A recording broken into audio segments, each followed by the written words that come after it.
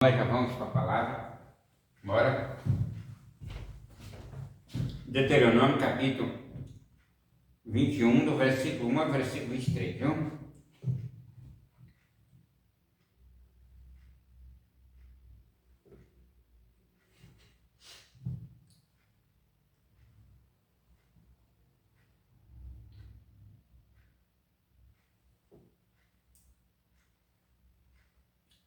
(1451) antes da era cristã, tá bom?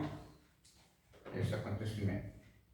Glória a Deus, aleluia. Santo é Deus, Deus está aqui comigo, Ele está com você, irmãos, e nós cremos na grandeza do Espírito Santo em nossas vidas, viu? Eu creio, você crê? Assassinato sem resolver quando for achado morto, estendido no campo, na terra que o Senhor teu Deus te dá, para que a possuas e não se souber quem o feriu. 2. Então os teus anciãos, os teus juízes, sairão e medirão a distância até as cidades que estiverem em redor do morto. 3. E será que os anciãos daquela cidade, da cidade mais próxima ao morto, tirarão da manada uma bezerra que não tenha ainda trabalhado, que não tenha puxado com o jugo? Teria que resolver. O Senhor em tudo isto o desse, e desse modo mostrar sua terra solicitude para os indivíduos, como também para as nações, o cuidado que ele teria pela vida da família, né? 4. E os anciãos daquela cidade trarão a novilha a um vale áspero, que nunca tenha sido lavrado, nem semeado, e degolarão a bezerra ali no vale. Romperão o pescoço da bezerra. Não era um sacrifício, mas simplesmente uma representação simbólica da oposição da morte sobre o assassino não descoberto. Então, versículo 5: virão os sacerdotes, filhos de Levi, porque a eles escolheu o Senhor teu Deus para que o sirva e para abençoar em nome do Senhor, e pela palavra deles se determinará todo o pleito e todo o ferimento, né? Está lá no Deuteronômio 21, 6, no capítulo 6, não, já vai falar, no versículo 6, já o seguinte: o sacerdote devia estar extremamente envolvido, devido a que tudo que se referia a Israel era espiritual. 6. E todos os anciãos daquela cidade mais próxima ao morto lavarão as suas mãos sobre a bezerra degolada no vale. 7. E protestarão e dirão: as nossas mãos não derramaram este sangue, nem os nossos olhos o viram. De novo, tudo isso mostra o quão segredo é a vida humana. Amém? 8. Espia ao teu povo, Israel, que tu redimistes, ó Senhor, e não imputes o sangue inocente derramado no vale, no meio do teu povo Israel, e o sangue lhes será perdoado, expiado, né? 9. E assim tirarás a culpa de sangue inocente do meio de ti, fazendo assim o que é reto aos olhos do Senhor. 6. Fazia a expiação ao matar o transgressor quando o achasse. 19:13, já falou sobre isso aí. Quando não era conhecido pelo processo descrito. Aqui certamente se dispôs depois fosse achado, sofria a pena que tinha ocorrido. Vamos pegar 19:13 aqui, do mesmo Deuteronômio, né? Eu vou voltar um pouquinho atrás e pegar o capítulo 19, né? Não, irmãos, e nós continuamos trabalhando aqui com Deus. Deuteronômio 19:13, né? Vamos fazer. Eu creio que está falando aqui, no 19:13.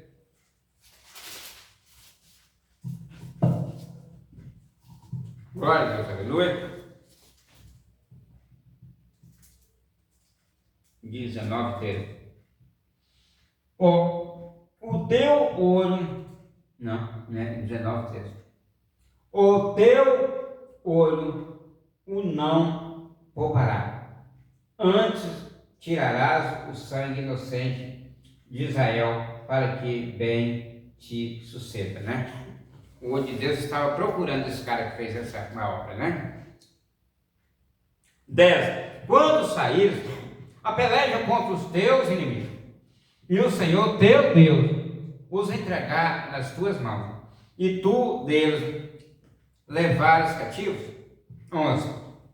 Entre os cativos viras alguma mulher formosa à vista, e a cobiçares, e a quiseres tomar para ti por mulher. 12. Trarás então para tua casa, e ela rapará a sua cabeça e cortará as suas unhas.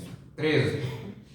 E serás tirada o vestido do seu cativeiro, e ficará em sua casa, e chorará a seu pai e a sua mãe o tempo de 1 mês inteiro.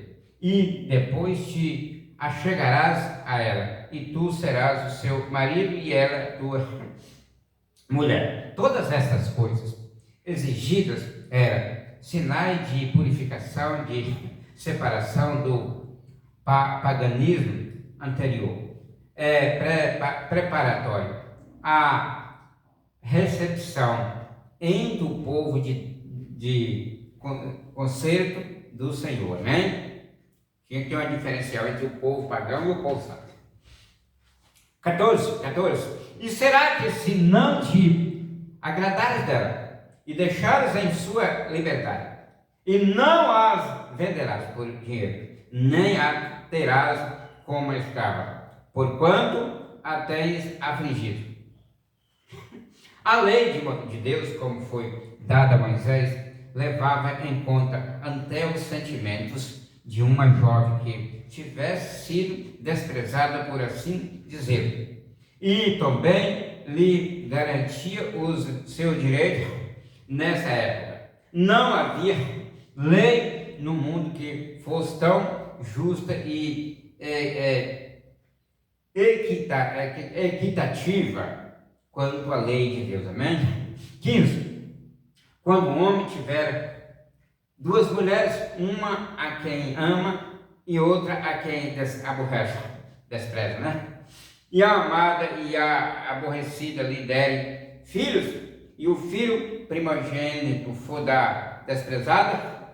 16. Será que no dia em que fizer herdar o que possuir a seus filhos, não poderá dar o direito de primogenitura aos filhos da amada, em preferência ao filho da desprezada, que é o primogênito, amém? 17. Mas ao filho da desprezada reconhecerá por primogênito para lhes dar em dobro de tudo o que se achar que possuir, porque aquele é o princípio da tua força.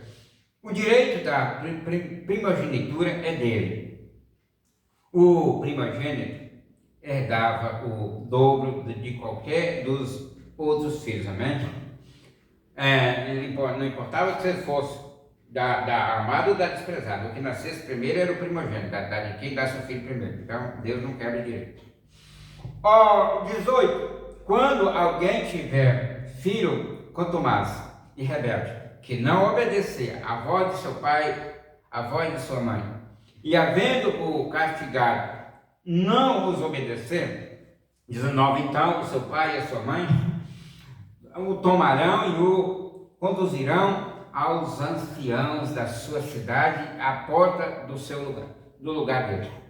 20, e dirão aos anciãos da cidade: este nosso filho é contumaz e rebelde, não obedece nossa voz e é glutão e também beberrão.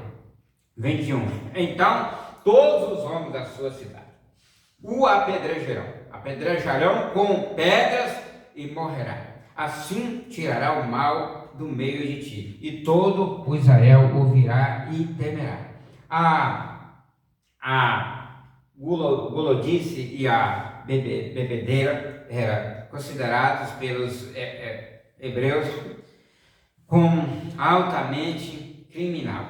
A palavra imposta, glutão, inclui outras formas de excesso, além do comer, designar a alguém que é pródigo, que esbanja os seus meios, ou desperdiça a sua pessoa por indulgências, né? 22, quando alguém tiver pecado digno de sentença de morte, pelo que tenham que morrer, e o deles pendurado em um madeiro, 23, não estarás o seu cadáver até a noite no madeiro, mas certamente o enterrarás no mesmo dia, porque maldito de Deus é o pendurado, e assim não contaminarás a tua terra que o Senhor teu Deus te dá por herança. É a razão pela qual os líderes religiosos de Israel exigiram que pusessem a Jesus na cruz.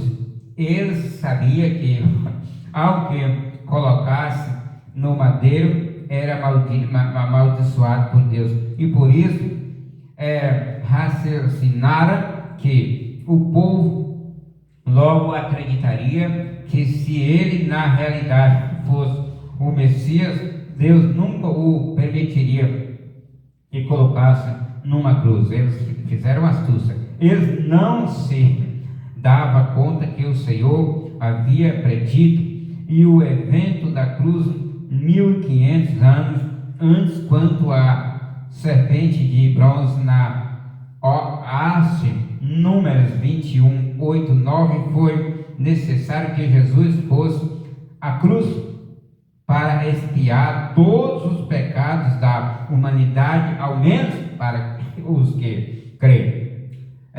João 3,16, porque Deus amou o mundo de tal maneira que deu seu Filho unigênito para que todo aquele que não pereça, mas tenha a vida eterna. Porque Deus enviou o seu Filho ao mundo, não para que condenasse o mundo, mas para que o mundo fosse salvo por ele. De modo que Jesus se fez maldito na cruz, não por seus pecados, já que não os teve, mas sim pelo pecado da humanidade e para sempre. Amém. Agora vamos pegar aqui, buscar aqui Mateus 27, 23, o Evangelho segundo escreveu São Mateus 27 e versículo 23, né?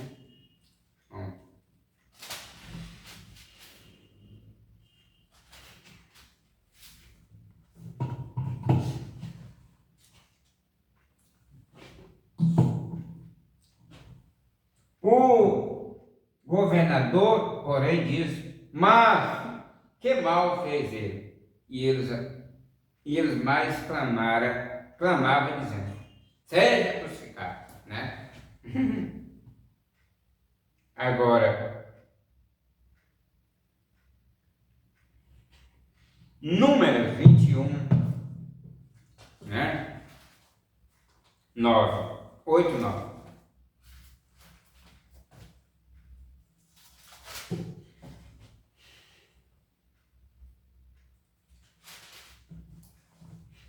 Números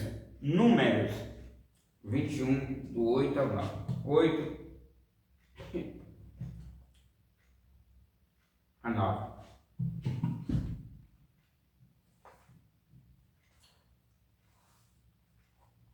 E disse o Senhor a Moisés: faz uma serpente ardente e põe-na sobre uma haste, e será que viverá todo mordido que olhar para ela. Moisés fez uma serpente de metal e pô-la sobre uma haste, e era que, mordendo alguma serpente, alguém olhava para a serpente de metal e ficava viva. Amém? Agora nós temos aqui Santo Evangelho segundo escreveu São João 1:29. Vamos lá ver?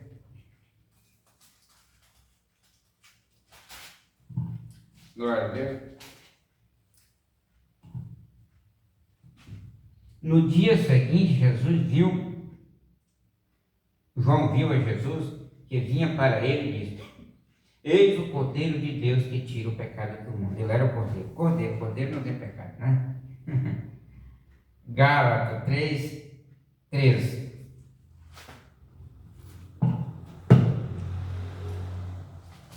No livro aos Gálatas 3:13.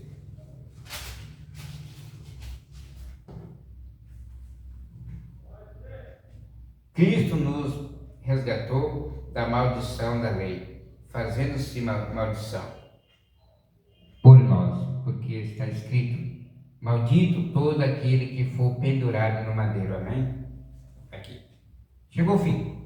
E a graça de nosso Senhor e Salvador Jesus Cristo, e o grande amor de Deus, e a comunhão do Espírito Santo seja derramada em nossos corações, desde agora para todo sempre, assim seja. Amém. Eu agradeço a Deus pela tua vida que escutou, que acompanhou, que irá acompanhar, e Deus cuida de nós.